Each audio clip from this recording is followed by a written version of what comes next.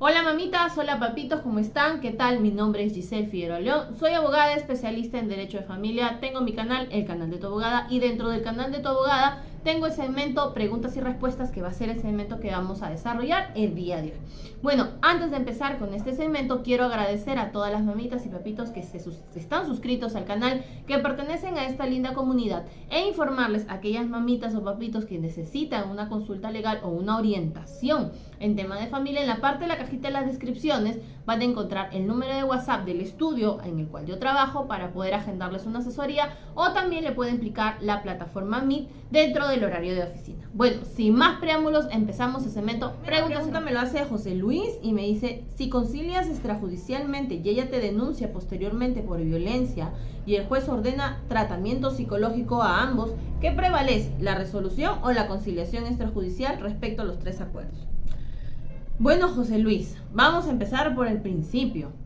Una cosa son un acta de conciliación y otra cosa son medidas de protección. Son dos cosas. Ahora, cuando tú haces o suscribes un acta de conciliación, lo suscribes con la representante del menor, que en ese momento tiene la tendencia de hecho, que es normalmente la mamá, y llegan a tres acuerdos. Tenencia legal, para que sea ella la que va a tener legalmente al menor; el régimen de visitas, que va a ser adecuado a la edad del menor y a sus condiciones; y la pensión de alimentos, que también tiene que ser proporcional a las necesidades del menor.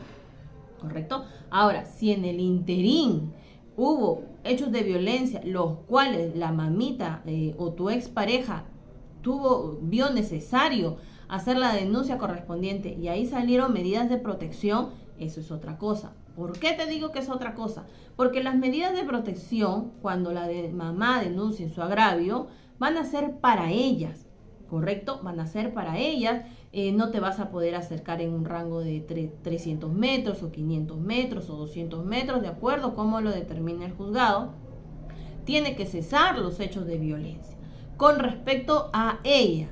Ahora, eso no debería afectar a los menores. ¿Por qué? Porque los menores no están dentro de estas medidas de protección. Por lo tanto, deberían ver la forma, y así lo digo de manera explícita, cómo seguir ejecutando ese régimen de visitas a efectos de que los niños no se vean afectados por este tipo de hechos.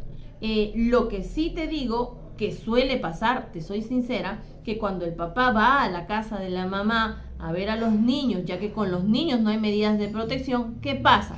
Pasa que la mamá lo denuncia por el delito de desobediencia y resistencia y le dice: no, porque tú no te debiste acercar aquí a mi casa a 300 metros. Y tú le vas a decir: oye, pero acá están mis hijos, yo también los tengo que ver, yo tengo un régimen de visitas y que yo sepa, en las medidas de protección no estoy impedido. Y ella te va a decir: sí, no estás impedido, pero tú no te puedes acercar a 200 o 300 metros de donde yo esté, y eso incluye la casa. ¿Y qué pasa? Se genera un limbo. Entonces, ¿qué debería pasar? Cuando se piden las medidas de protección, el juez debería determinar si se suspenden este régimen de visitas, o se ve otra forma o se canaliza otra forma, pero normalmente no se está dando, y desgraciadamente los niños se están viendo afectados porque no tienen el vínculo parental con el papá, y el papá se ve afectado. ¿Por qué? Porque obviamente al desobedecer una disposición judicial va a ser denunciado por el delito de resistencia y desobediencia, y eso sí tiene sanción penal. Correcto. Ahora, si las medidas de protección son a favor de tus dos hijos, porque quizá tú has ejercido violencia, eso es otra cosa, ¿correcto? Ahí sí vas a tener que tener más cuidado, porque las medidas de protección van a ser para ellos, para que tú no te acerques a ellos mientras existan las situaciones de riesgo, mientras tú representes peligro para esos menores. Ya a nivel penal, cuando se determine que eres culpable o no culpable, a nivel fiscal el juez quizá no te denuncie, obviamente con la disposición de archivamiento del proceso de investigación preliminar por el delito de violencia familiar. Con eso tú pides al juzgado de familia que archive las medidas de protección, porque evidentemente ya la fiscalía pues ha procedido a archivar el proceso de investigación. Pero incluso si el juez de familia, habiendo recibido tu comunicación, hace una evaluación y evidencia que todavía se mantienen los hechos de violencia o se evidencia que el niño está en riesgo, no va a archivar las medidas de protección, porque las medidas de protección, por favor, nacen y parten a raíz de que se evidencia un riesgo de física para el afectado. Un riesgo puede ser sexual, económico, patrimonial. Entonces, por eso se emiten las medidas de protección. Las medidas de protección no son una sentencia, porque la sentencia la va a dar al final el juzgado penal o el juzgado de paz letrado, dependiendo si lo tuyo es una falta o un delito. Pero hasta ese punto. Entonces, desgraciadamente, pues muchas veces estas situaciones se dan. Yo, ¿qué te podría decir? Acá, lo que tú me dices. A ver, espérate, se me fue. Ya. Ay, perdón.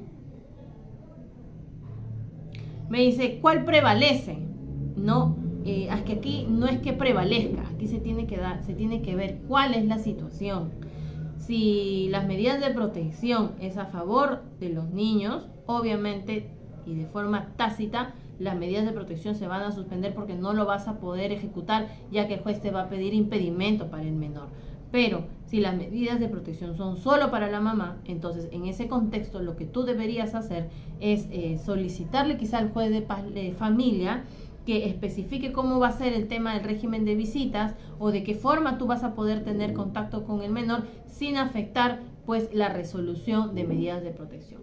Eso es lo que se debe de hacer, José Luis. Espero que esta respuesta te haya servido y si tienes alguna duda o más comentarios, me lo dejas abajo en la mensajería del canal de YouTube, o también me puedes escribir al WhatsApp o picarle al enlace y agendar una asesoría conmigo, una asesoría totalmente virtual a costo social. ¿Correcto, José Luis? Gracias. Bueno, mamitas y papitos, gracias por haber visto un segmento más de preguntas y respuestas aquí en el canal de tu abogada.